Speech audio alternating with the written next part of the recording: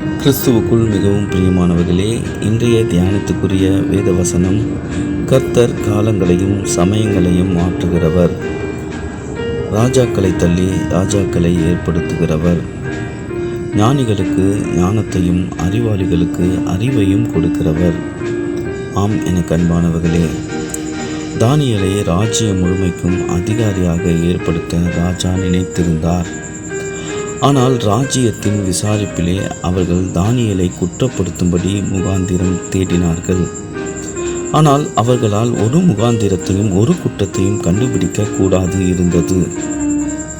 ஆம், எனக்கு அன்பானவர்களே, தானியேல் மறக்கப்பட்டார், மீண்டும் அவர் உயர்த்தப்பட்டார்.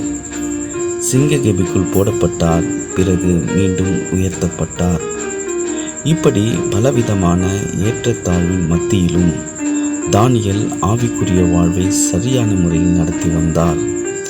ஆம், எனக்கு அன்பானவர்களே, சூழல்கள் கடினமாக இருந்தாலும் கடவுள் மீதான உண்மையான அன்பும் நம்பிக்கையும் இருந்தால் எத்தகைய சோதனையையும் வென்று நேர்மையாக வாழ முடியும் என்பதற்கு தானியேல் ஒரு சிறந்த முன்மாதிரியாக திகழ்ந்தார்.